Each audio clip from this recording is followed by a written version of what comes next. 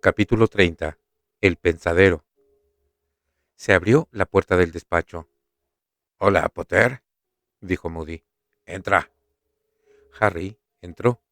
Ya en otra ocasión había estado en el despacho de Dumbledore.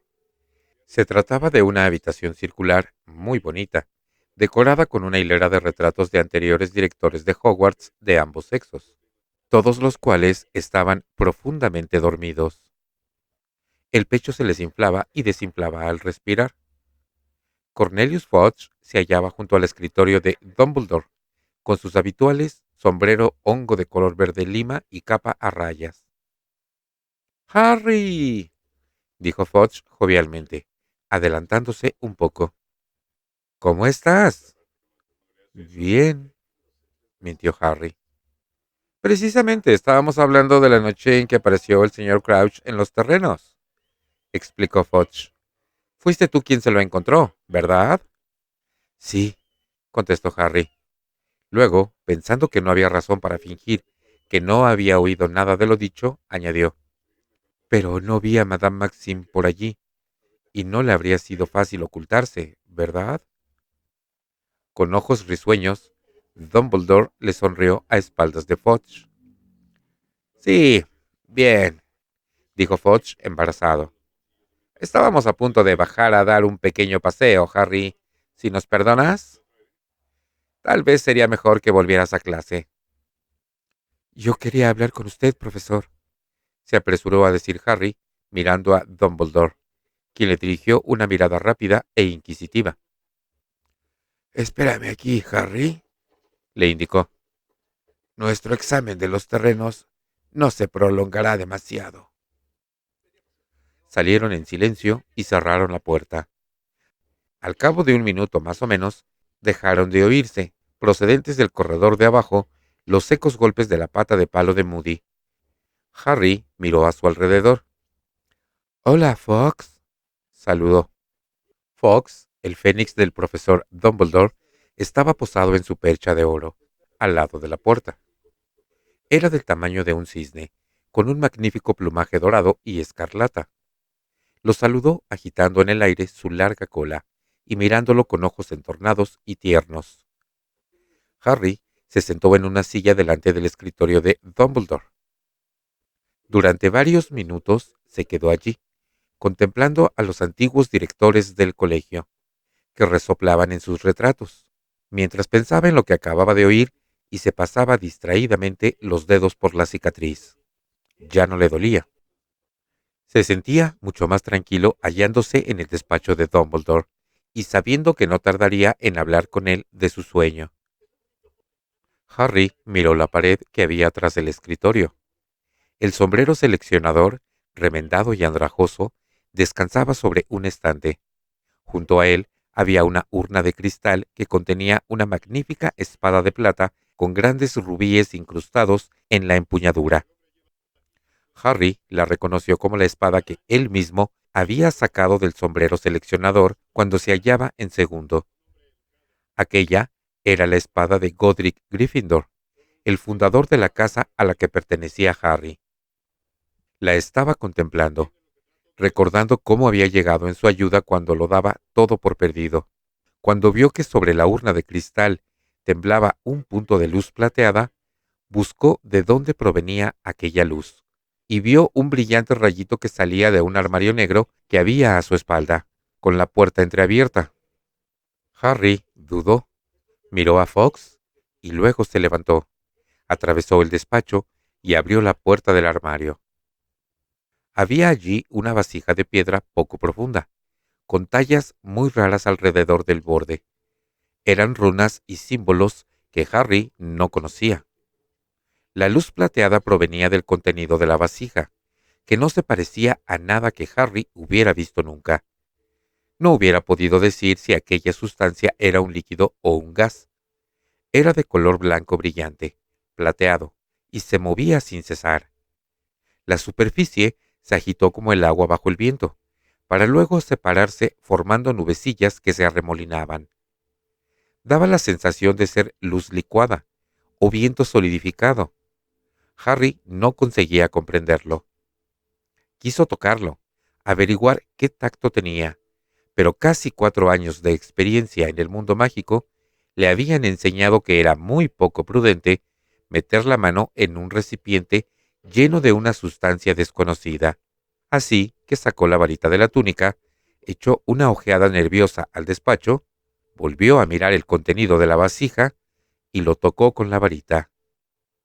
La superficie de aquella cosa plateada comenzó a girar muy rápido. Harry se inclinó más, metiendo la cabeza en el armario. La sustancia plateada se había vuelto transparente. Parecía cristal. Miró dentro esperando distinguir el fondo de piedra de la vasija, y en vez de eso, bajo la superficie de la misteriosa sustancia, vio una enorme sala. Una sala que él parecía observar desde una cúpula de cristal. Estaba apenas iluminada, y Harry pensó que incluso podía ser subterránea, porque no tenía ventanas, solo antorchas sujetas en argollas, como las que iluminaban los muros de Hogwarts. Bajando la cara de forma que la nariz le quedó a 3 centímetros escasos de aquella sustancia cristalina, vio que delante de cada pared había varias filas de bancos, tanto más elevados cuanto más cercanos a la pared, en los que se encontraban sentados muchos brujos de ambos sexos. En el centro exacto de la sala había una silla vacía. Algo en ella le producía inquietud. En los brazos de la silla había unas cadenas, como si al ocupante de la silla se lo soliera atar a ella. ¿Dónde estaba aquel misterioso lugar? No parecía que perteneciera a Hogwarts. Nunca había visto en el castillo una sala como aquella. Además, la multitud que la ocupaba se hallaba compuesta exclusivamente de adultos, y Harry sabía que no había tantos profesores en Hogwarts. Parecían estar esperando algo, pensó, aunque no les veía más que los sombreros puntiagudos. Todos miraban en la misma dirección, sin hablar. Como la vasija era circular y la sala que veía cuadrada, Harry no distinguía lo que había en los 4 rincones. Se inclinó un poco más, ladeando la cabeza para poder ver. La punta de la nariz tocó la extraña sustancia. El despacho de Dumbledore se sacudió terriblemente. Harry fue propulsado de cabeza a la sustancia de la vasija, pero no dio de cabeza contra el suelo de piedra. Se notó caer por entre algo negro y helado, como si un remolino oscuro lo succionara. Y de repente se hallaba sentado en uno de los últimos bancos de la sala que había dentro de la vasija, un banco más elevado que los otros. Miró hacia arriba, esperando ver la cúpula de cristal a través de la que había estado mirando, pero no había otra cosa que piedra oscura y maciza. Respirando con dificultad, Harry observó a su alrededor. Ninguno de los magos y brujas de la sala, y eran al menos 200, lo miraba. Ninguno de ellos parecía haberse dado cuenta de que un muchacho de 14 años acababa de caer del techo y se había sentado entre ellos. Harry se volvió hacia el mago que tenía a su lado y profirió un grito de sorpresa que retumbó en toda la silenciosa sala. Estaba sentado justo al lado de Albus Dumbledore. «Profesor», dijo Harry en una especie de susurro ahogado. «Lo lamento. Yo no pretendía. Solo estaba mirando la vasija que había en su armario. Yo... ¿Dónde estamos?» Pero Dumbledore no respondió ni se inmutó. Hizo caso omiso de Harry. Como todos los demás, estaba vuelto hacia el rincón más alejado de la sala, en el que había una puerta. Harry miró a Dumbledore desconcertado, luego a toda la multitud que observaba en silencio, y de nuevo a Dumbledore, y entonces comprendió. Ya en otra ocasión se había encontrado en un lugar en el que nadie lo veía ni oía. En aquella oportunidad había caído, a través de la página de un diario encantado, en la memoria de otra persona. O mucho se equivocaba, o algo parecido había vuelto a ocurrir. Levantó la mano derecha, dudó un momento, y la movió con brío delante de la cara de Dumbledore, que ni parpadeó, ni lo miró, ni hizo movimiento alguno. Y eso, le pareció a Harry, despejaba cualquier duda. Dumbledore no lo hubiera pasado por alto de aquella manera. Se encontraba dentro de la memoria de alguien, y aquel no era el Dumbledore actual. Sin embargo, tampoco podía hacer muchísimo tiempo de aquello, porque el Dumbledore sentado a su lado ya tenía el pelo plateado. Pero, ¿qué lugar era aquel? ¿Qué era lo que aguardaban todos aquellos magos? Observó con detenimiento. La sala, tal como había supuesto al observarla desde arriba, era seguramente subterránea. Pensó que, de hecho, tenía más de mazmorra que de sala. La atmósfera del lugar era sórdida e intimidatoria. No había cuadros en las paredes, ni ningún otro tipo de decoración, solo aquellas apretadas filas de bancos que se elevaban escalonadamente hacia las paredes, colocados para que todo el mundo tuviera una clara visión de la silla de las cadenas. Antes de que Harry pudiera llegar a una conclusión sobre el lugar en que se encontraba, oyó pasos. Se abrió la puerta del rincón y entraron 3 personas, o por lo menos uno de ellos era una persona, porque los otros 2 que lo flanqueaban eran dementores. Notó frío en las tripas. Los dementores, unas criaturas altas que ocultaban la cara bajo una capucha, se dirigieron muy lentamente hacia el centro de la sala, donde estaba la silla, agarrando cada uno con sus manos de aspecto putrefacto uno de los brazos del hombre. Este parecía a punto de desmayarse, y Harry no se lo podía reprochar. No estando más que en la memoria de alguien, los dementores no le podían causar ningún daño, pero recordaba demasiado bien lo que hacían. La multitud se echó un poco para atrás, cuando los dementores colocaron al hombre en la silla con las cadenas, para luego salir de la sala. La puerta se cerró tras ellos. Harry observó al hombre que habían conducido hasta la silla y vio que se trataba de Karkaroff. A diferencia de Dumbledore, Karkaroff parecía mucho más joven. Tenía negros el cabello y la perilla. No llevaba sus lustrosas pieles, sino una túnica delgada y raída. Temblaba. Ante los ojos de Harry, las cadenas de los brazos de la silla emitieron un destello dorado, y solas se enroscaron como serpientes en torno a sus brazos, sujetándolo a la silla. «Igor Karkaroff», dijo una voz seca que provenía de la izquierda de Harry. Este se volvió y vio al señor Crouch de pie ante el banco que había a su lado. Crouch tenía el pelo oscuro, el rostro mucho menos arrugado y parecía fuerte y enérgico. «¿Se lo ha traído a este lugar desde Azkaban para prestar declaración ante el Ministerio de Magia?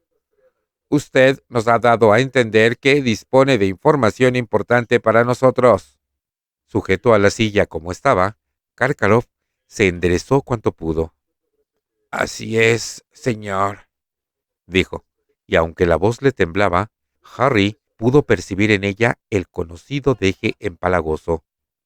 «Quiero ser útil al ministerio. Quiero ayudar. Sé que el ministerio está tratando de atrapar a los últimos partidarios del señor tenebroso. Mi deseo es ayudar en lo que pueda». Se escuchó un murmullo en los bancos. Algunos de los magos y brujas examinaban a Karkaroff con interés, otros con declarado recelo. Harry oyó muy claramente y procedente del otro lado de Dumbledore una voz gruñona que le resultó conocida y que pronunció la palabra «Escoria». Se inclinó hacia adelante para ver quién estaba al otro lado de Dumbledore. Era Ojo Loco Moody, aunque con aspecto muy diferente. No tenía ningún ojo mágico, sino 2 normales, ambos fijos en Karkaroff y relucientes de rabia. «Crouch va a soltarlo», musitó Moody, dirigiéndose a Dumbledore. «Ha llegado a un trato con él. Me ha costado 6 meses encontrarlo, y Crouch va a dejarlo marchar con tal de que pronuncie suficientes nombres nuevos. Si por mí fuera, oiríamos su información y luego lo mandaríamos de vuelta con los dementores». Por su larga nariz aguileña, Dumbledore dejó escapar un pequeño resoplido, en señal de desacuerdo. «Ah, se me olvidaba. ¿No te gustan los dementores, Albus?», dijo Moody con sarcasmo. «No», reconoció Dumbledore con tranquilidad. «Me temo que no. Hace tiempo que pienso que el Ministerio se ha equivocado al aliarse con semejantes criaturas». «Pero con escoria semejante», replicó Moody en voz baja. «¿Dice usted, Karkaroff, que tiene nombres que ofrecernos?», dijo el señor Crouch. «Por favor, déjenos oírlos». «Tienen que comprender», se apresuró a decir Karkaroff, «que el que no debe ser nombrado actuaba siempre con el secretismo más riguroso. Prefería que nosotros, quiero decir, sus partidarios, y ahora lamento muy profundamente haberme contado entre ellos». «No te enrolles», dijo Moody con desprecio. «No supiéramos los nombres de nuestros compañeros. Él era el único que nos conocía a todos. Muy inteligente por su parte, para evitar que gente como tú, Karkaroff, pudiera delatarlos a todos», murmuró Moody.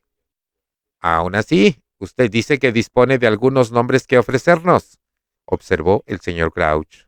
«Sí, sí», contestó Karkaroff entrecortadamente. «Y son nombres de partidarios importantes. Gente a la que vi con mis propios ojos cumpliendo sus órdenes. Ofrezco al Ministerio esta información como prueba de que renuncio a él plena y totalmente, y que me embarga un arrepentimiento tan profundo que a duras penas puedo». «¿Y esos nombres son?», lo cortó el señor Crouch. Karkaroff tomó aire. «Estaba Antonin Dolohov», declaró. Lo vi torturar a un sinfín de muggles y de gente que no era partidaria del señor tenebroso. «Y lo ayudaste a hacerlo», murmuró Moody. «Ya hemos atrapado a Dolohov», dijo Crouch.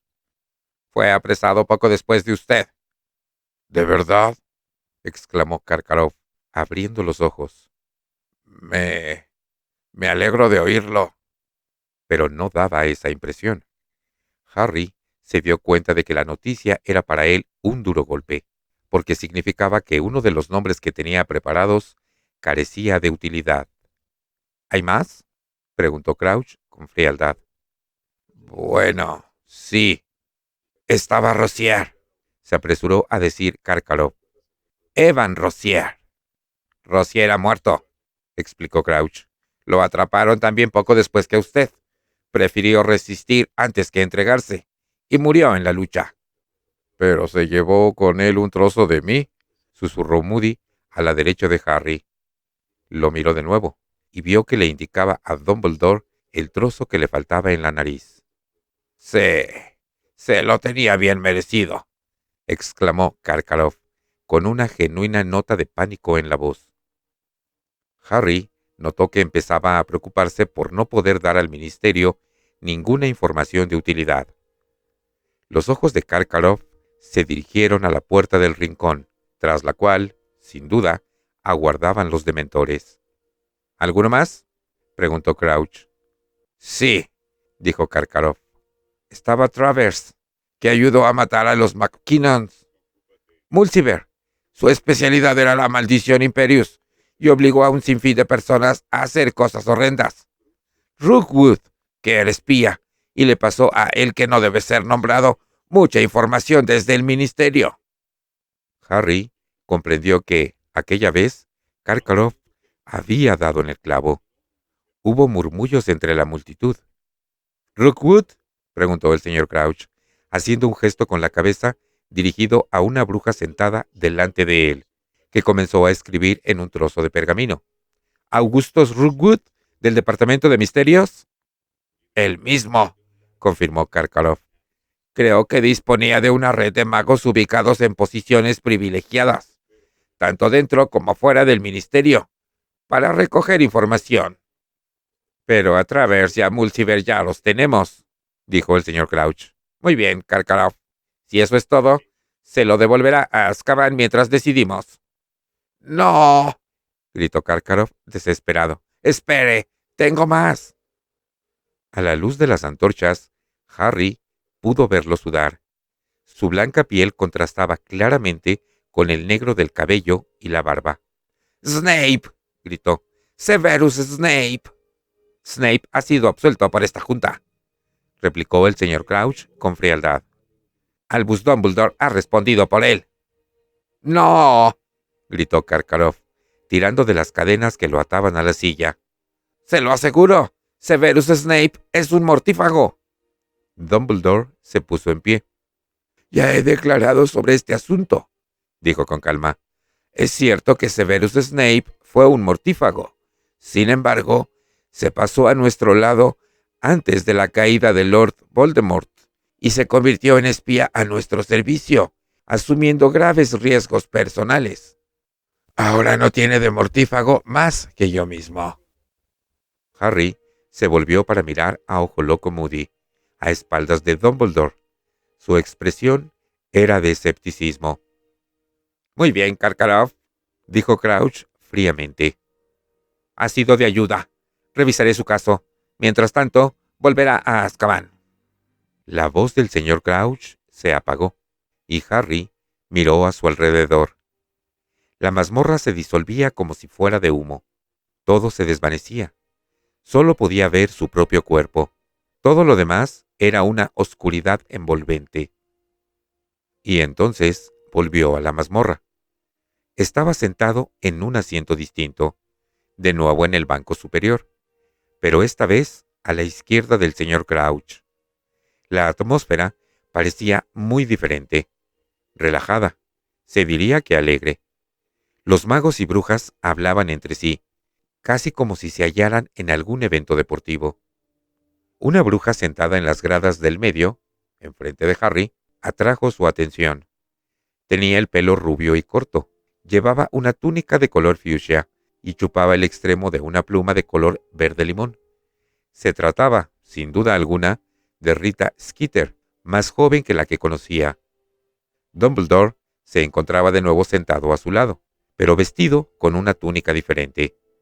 El señor Crouch parecía más cansado y demacrado, pero también más temible. Harry comprendió. Se trataba de un recuerdo diferente, un día diferente, un juicio distinto. Se abrió la puerta del rincón, y Ludo Bagman entró en la sala. Pero no era el Ludo Bagman apoltronado y fondón, sino que se hallaba claramente en la cumbre de su carrera como jugador de Quidditch. Aún no tenía la nariz rota, y era alto, delgado y musculoso. Bagman parecía nervioso al sentarse en la silla de las cadenas, unas cadenas que no lo apresaron, como habían hecho con Karkaroff, y Bagman, tal vez animado por ello, miró a la multitud, saludó con la mano a un par de personas y logró esbozar una ligera sonrisa. Ludo Bagman se lo ha traído ante la Junta de la Ley Mágica para responder de cargos relacionados con las actividades de los mortífagos, dijo el señor Crouch. Hemos escuchado las pruebas que se han presentado contra usted y nos disponemos a emitir un veredicto. ¿Tiene usted algo que añadir a su declaración antes de que dictemos sentencia? Harry no daba crédito a sus oídos. ¿Ludo Bagman, un mortífago? Solamente, dijo Bagman, sonriendo con embarazo. Bueno, que sé que he sido bastante tonto.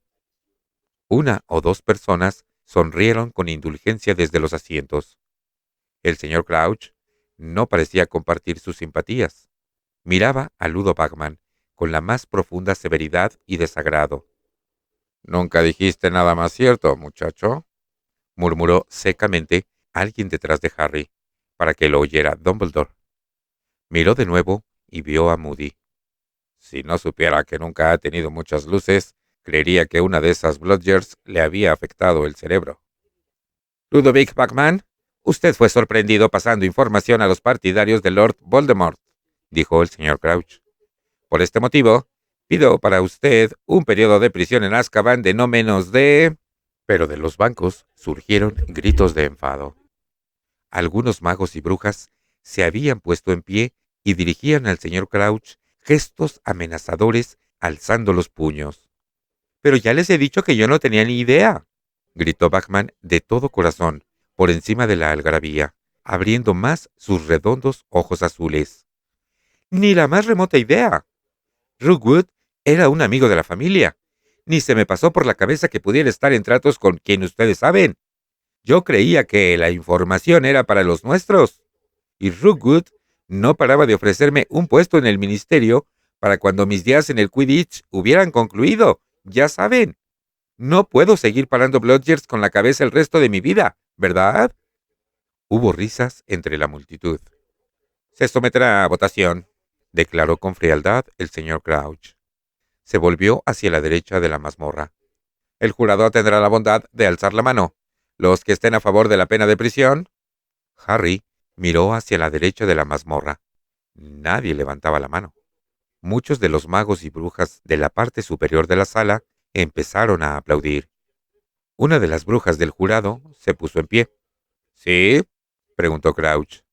«Simplemente querríamos felicitar al señor Bachman por su espléndida actuación dentro del equipo de Inglaterra en el partido contra Turquía del pasado sábado», dijo la bruja con voz entrecortada.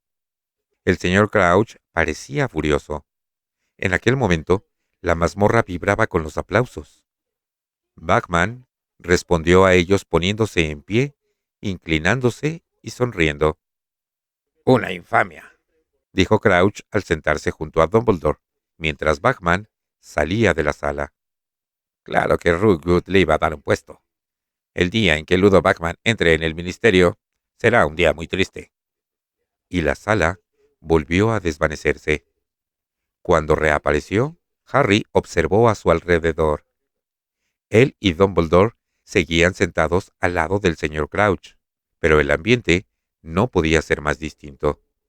El silencio era total, roto solamente por los secos sollozos de una bruja menuda y frágil que se hallaba al lado del señor Crouch. Con manos temblorosas se apretaba un pañuelo contra la boca. Harry miró a Crouch y lo vio más demacrado y pálido que nunca. En la sien se apreciaban las contracciones de un nervio. «Tráiganlos», ordenó, y su voz retumbó en la silenciosa mazmorra. La puerta del rincón volvió a abrirse. Aquella vez entraron 6 dementores, flanqueando a un grupo de 4 personas. Harry vio que todo el mundo se volvía a mirar al señor Crouch. Algunos cuchicheaban. Los dementores colocaron al grupo en 4 sillas con cadenas que habían puesto en el centro de la mazmorra. Había un hombre robusto que miró a Crouch inexpresivamente, otro hombre más delgado y de aspecto nervioso, cuyos ojos recorrían la multitud, una mujer con cabello negro, brillante y espeso y párpados caídos, que se sentó en la silla de cadenas como si fuera un trono, y un muchacho de unos 20 años, que parecía petrificado. Estaba temblando, y el pelo de color paja le caía sobre la cara de piel blanca como la leche y pecosa. La bruja menuda sentada al lado de Crouch comenzó a balancearse hacia atrás y hacia adelante en su asiento, lloriqueando sobre un pañuelo. Crouch se levantó, miró a los 4 que tenía ante él con expresión de odio. «Se los ha traído ante la Junta de la Ley Mágica», dijo pronunciando con claridad, «para que podamos juzgarlos por crímenes tan atroces». «Padre», suplicó el muchacho del pelo color paja. «Por favor, padre». «Que raramente este juzgado ha oído otros semejantes», siguió Crouch, hablando más alto para ahogar la voz de su hijo. «Hemos oído las pruebas presentadas contra ustedes. Los 4 están acusados de haber capturado a un Auror, Frank Longbottom, y haberlo sometido a la maldición Cruciatus por creerlo en conocimiento del paradero actual de su jefe exiliado, el que no debe ser nombrado». «Yo no, padre», gritó el muchacho encadenado. «Yo no, padre, lo juro. No vuelvas a enviarme con los dementores». «Se los acusa también», continuó el señor Crouch, «de haber usado la maldición Cruciatus contra la mujer de Frank Longbottom cuando él no les proporcionó la información. Planearon restaurar en el poder a el que no debe ser nombrado y volver a la vida de violencia que presumiblemente llevaron ustedes mientras él fue poderoso. Ahora pido al jurado ¡Madre!, gritó el muchacho, y la bruja menuda que estaba junto a Crouch sollozó con más fuerza. ¡No lo dejes, madre! ¡Yo no lo hice! ¡Yo no fui! Pido a los miembros del jurado, prosiguió el señor Crouch, que levanten las manos si creen, como yo, que estos crímenes merecen la cadena perpetua en Azkaban. Todos a la vez, los magos y brujas del lado de la derecha levantaron las manos. La multitud de la parte superior prorrumpió en aplausos, tal cual habían hecho con Batman, con el entusiasmo plasmado en la cara. El muchacho gritó con desesperación. ¡No, madre! ¡No! ¡Yo no lo hice! ¡No lo hice! ¡No sabía! ¡No me envíes allí! ¡No lo dejes! Los dementores volvieron a entrar en la sala. Los tres compañeros del muchacho se levantaron con serenidad de las sillas. La mujer de los párpados caídos miró a Crouch y vociferó. «El señor tenebroso se alzará de nuevo, Crouch. Échanos a Azkaban. Podemos esperar. Se alzará de nuevo y vendrá a buscarnos. Nos recompensará más que a ningún otro de sus partidarios. Solo nosotros le hemos sido fieles. Solo nosotros hemos tratado de encontrarlo». El muchacho, en cambio, se debatía contra los dementores, aun cuando Harry notó que el frío poder absorbente de estos empezaba a afectarlo. La multitud los insultaba, algunos puestos en pie, mientras la mujer salía de la sala con decisión y el muchacho seguía luchando. «¡Soy tu hijo!», le gritó al señor Crouch. «¡Soy tu hijo!». «Tú no eres hijo mío», chilló el señor Crouch, con los ojos repentinamente desorbitados. «Yo no tengo ningún hijo». La bruja menuda que estaba a su lado lanzó un gemido ahogado y se desplomó en el asiento. Se había desmayado. Crouch no parecía haberse dado cuenta. «¡Llévenselos!», ordenó Crouch a los dementores, salpicando saliva. «¡Llévenselos! Y que se pudran allí». «¡Padre! ¡Padre! Yo no tengo nada que ver. No, no, por favor, padre». «Creo, Harry, que ya es hora de volver a mi despacho», le dijo alguien al oído. Se sobresaltó, miró a un lado y luego al otro. Había un Albus Dumbledore sentado a su derecha, que observaba cómo se llevaban los dementores al hijo de Crouch, y otro Albus Dumbledore a su izquierda, mirándolo a él. «Vamos», le dijo el Dumbledore de la izquierda, agarrándolo del codo. Harry notó que se elevaba en el aire. La mazmorra se desvaneció. Por un instante, la oscuridad fue total, y luego sintió como si diera una voltereta a cámara lenta y se posara de pronto sobre sus pies en lo que parecía la luz cegadora del soleado despacho de Dumbledore. La vasija de piedra brillaba en el armario. Delante de él y a su lado se encontraba Albus Dumbledore. «Profesor», dijo Harry con voz entrecortada, «sé que no debería. Yo no pretendía. La puerta del armario estaba algo abierta y...». «Lo comprendo perfectamente», lo tranquilizó Dumbledore. Levantó la vasija, la llevó a su escritorio, la puso sobre la superficie pulida y se sentó en la silla detrás de la mesa. Con una seña, le indicó a Harry que tomara asiento enfrente de él. Harry lo hizo, sin dejar de mirar la vasija de piedra. El contenido había vuelto a su estado original, blanco plateado, y se arremolinaba y agitaba bajo su atenta mirada. «¿Qué es?», preguntó con voz temblorosa. «Esto se llama pensadero», explicó Dumbledore. «A veces me parece, y estoy seguro de que tú también conoces esa sensación, que tengo demasiados pensamientos y recuerdos metidos en el cerebro». «Ah», dijo Harry, que en realidad no podía decir que hubiera sentido nunca nada parecido. «En esas ocasiones», siguió Dumbledore, señalando la vasija de piedra, «uso el pensadero. No hay más que abrir el grifo de los pensamientos que sobran, verterlos en la vasija y examinarlos a placer.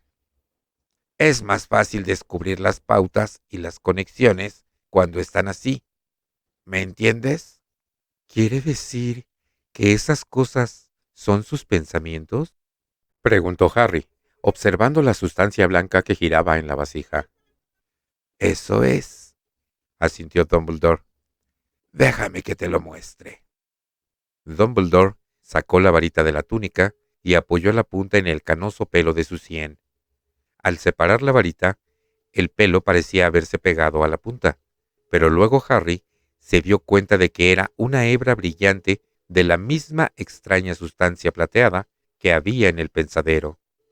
Dumbledore añadió a la vasija aquel nuevo pensamiento, y Harry, anonadado, vio su propia cara en la superficie de la vasija. Dumbledore colocó sus largas manos a cada lado del pensadero y lo movió de forma parecida a un buscador de oro que buscara pepitas.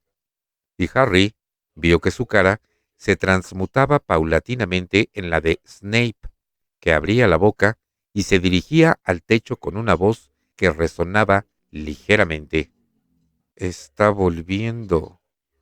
Y la de Karkaroff también.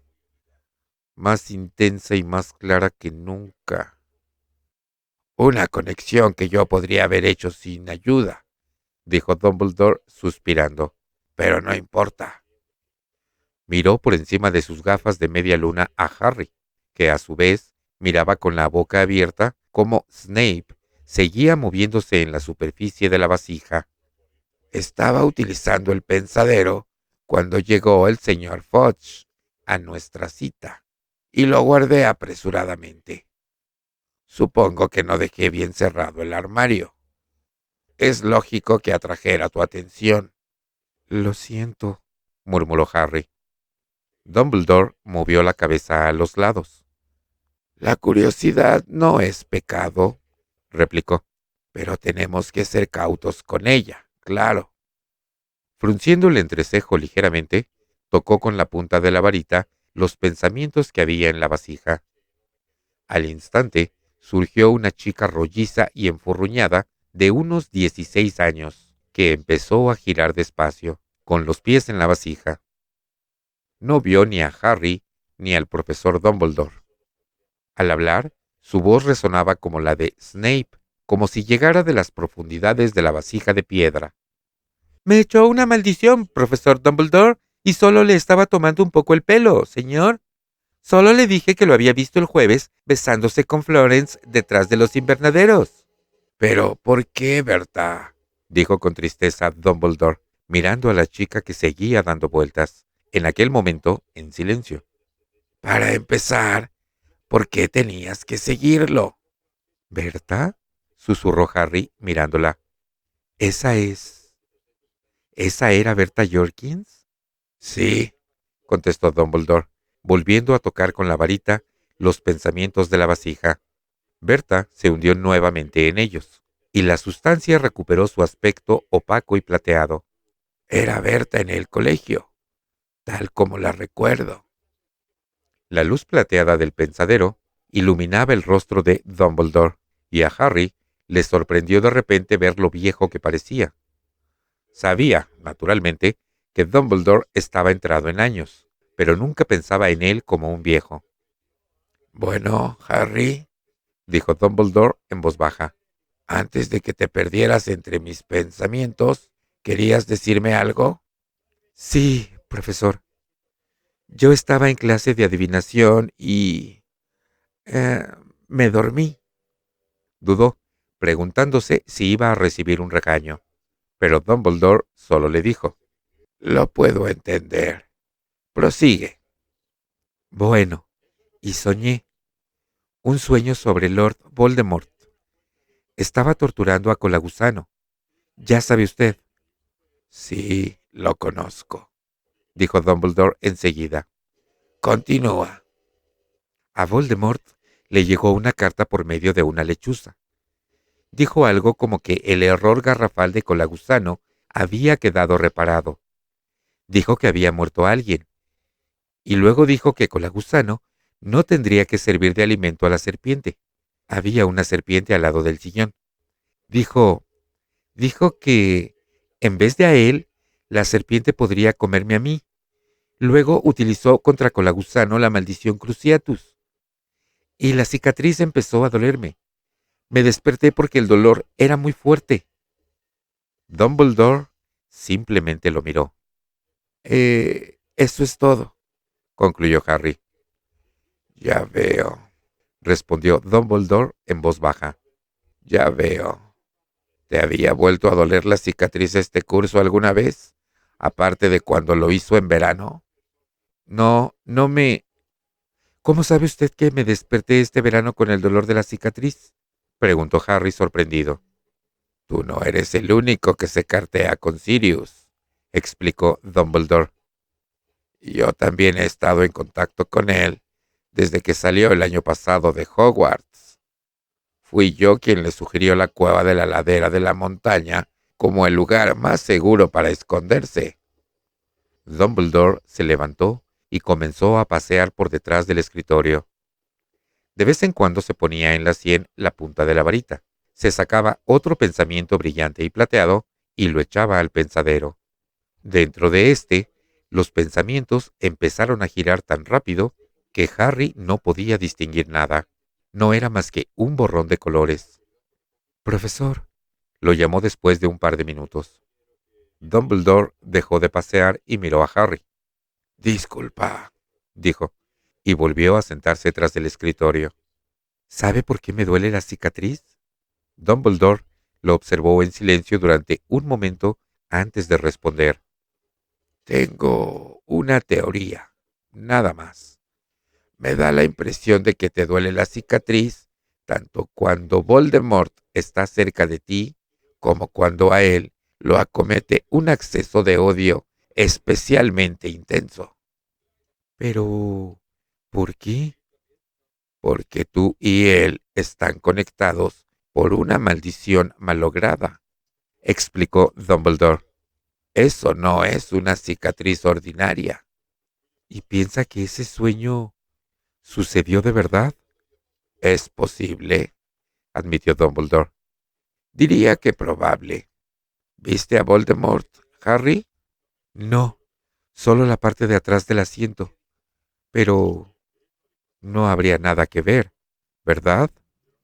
Quiero decir que no tiene cuerpo. ¿O sí? Pero, pero entonces, ¿cómo pudo sujetar la varita? Dijo Harry pensativamente. Buena pregunta, murmuró Dumbledore. Buena pregunta. Ni Harry ni Dumbledore hablaron durante un rato. Dumbledore tenía la vista fija en el otro lado del despacho, y de vez en cuando se ponía la punta de la varita en la sien y añadía otro pensamiento brillante y plateado a la sustancia en continuo movimiento del pensadero. Profesor, dijo Harry al fin, ¿cree que está cobrando fuerzas? Voldemort. Dumbledore miró a Harry por encima del pensadero. Era la misma mirada característica y penetrante que le había dirigido en otras ocasiones, y a Harry siempre le daba la impresión de que el director veía a través de él, de una manera en que ni siquiera podía hacerlo el ojo mágico de Moody. Una vez más, Harry, me temo que solo puedo hacer suposiciones. Dumbledore volvió a suspirar, y de pronto pareció más viejo y más débil que nunca. Los años de ascenso de Voldemort estuvieron salpicados de desapariciones, explicó. Ahora Berta Jorkins ha desaparecido sin dejar rastro en el lugar en que Voldemort fue localizado por última vez. El señor Crouch también ha desaparecido en estos mismos terrenos. Y ha habido una tercera desaparición que el ministerio, lamento tener que decirlo, no considera de importancia porque es la de un muggle. Se llama Frank Bryce. Vivía en la aldea donde se crió el padre de Voldemort y no se ha visto desde finales de agosto. Como ves, leo los periódicos muggles, cosa que no hacen mis amigos del ministerio. Dumbledore miró a Harry muy serio. Creo que estas desapariciones están relacionadas, pero el ministerio no está de acuerdo conmigo, como tal vez notarás cuando esperabas a la puerta. Harry asintió con la cabeza. Volvieron a quedarse en silencio, y Dumbledore, de vez en cuando, se sacaba de la cabeza un pensamiento. Harry pensó que quizá debía marcharse, pero la curiosidad lo retuvo en la silla. «Profesor», repitió. Sí, Harry. "Eh, ¿Puedo preguntarle por esos juicios que presencié en el pensadero?», Puedes. contestó Dumbledore apesadumbrado. Asistí a muchos juicios, pero algunos regresan a mi memoria con más claridad que otros, especialmente ahora. «¿Recuerda el juicio en que me encontró? ¿El del hijo de Crouch?». «Bien, ¿se referían a los padres de Neville?». Dumbledore dirigió a Harry una mirada penetrante. ¿No te ha contado nunca Neville por qué lo ha criado su abuela? Inquirió el director. Harry negó con la cabeza, preguntándose por qué nunca había hablado con Neville del tema en los casi 4 años que hacía que se conocían. Sí, se referían a los padres de Neville, admitió Dumbledore. Su padre, Frank, era un auror, igual que el profesor Moody. Él y su mujer fueron torturados para sacarles información sobre el paradero de Voldemort, después de que éste perdió su poder, tal como oíste. «Entonces, ¿están muertos?», preguntó Harry en voz baja. No, Respondió Dumbledore con una amargura en la voz que nunca antes había notado Harry. están locos. Se encuentran los dos en el Hospital San Mungo de Enfermedades y Heridas Mágicas. Creo que Neville va a visitarlos con su abuela durante las vacaciones. No lo reconocen. Harry se quedó horrorizado. No sabía. Nunca en 4 años se había preocupado por averiguar. Los Longbottom eran muy queridos, Prosiguió Dumbledore. el ataque contra ellos fue posterior a la caída de Voldemort, cuando todo el mundo se sentía ya a salvo. Aquello provocó una oleada de furia como no he conocido nunca. El ministerio se sintió muy presionado para capturar a los culpables. Por desgracia, y dada la condición en que se encontraban los Longbottom, su declaración no era de fiar. O sea, que el hijo del señor Crouch podría haber sido inocente, dijo Harry pensativamente. En cuanto a eso, no tengo ni idea. Harry se quedó callado una vez más, observando el movimiento de la sustancia del pensadero. Había otras 2 preguntas que rabiaba por hacer, pero atañían a la culpabilidad de personas que estaban vivas. Dijo, el señor Bagman. Nadie lo ha vuelto a acusar de ninguna actividad tenebrosa, Contestó Dumbledore con su voz impasible. Bien, Dijo Harry apresuradamente, volviendo a observar el contenido del pensadero, que giraba más despacio porque Dumbledore había dejado de añadir pensamientos. y... Pero el pensadero parecía estar haciendo la pregunta por él. El rostro de Snape volvió a flotar en la superficie. Dumbledore lo miró y luego levantó la vista hacia Harry. tampoco al profesor Snape. Respondió. Harry miró los ojos de color azul claro de Dumbledore y lo que realmente quería saber le salió de la boca antes de que pudiera evitarlo. ¿Qué le hizo pensar que Snape había dejado de apoyar a Voldemort, profesor? Dumbledore aguantó durante unos segundos la mirada de Harry y luego dijo, Eso, Harry, es un asunto entre el profesor Snape y yo. Harry comprendió que la entrevista había concluido. Dumbledore no parecía enfadado, pero el tono terminante de su voz daba a entender que era el momento de irse. Se levantó y lo mismo hizo Dumbledore. Harry, Lo llamó cuando éste se hubo acercado a la puerta. por favor, no digas a nadie lo de los padres de Neville. Tiene derecho a contarlo él, cuando esté preparado. Sí, profesor, respondió, volviéndose para salir. Y... Harry miró atrás. Dumbledore estaba sobre el pensadero, con la cara iluminada desde abajo por la luz plateada, y parecía más viejo que nunca. Miró por un momento a Harry y le dijo: buena suerte en la tercera prueba.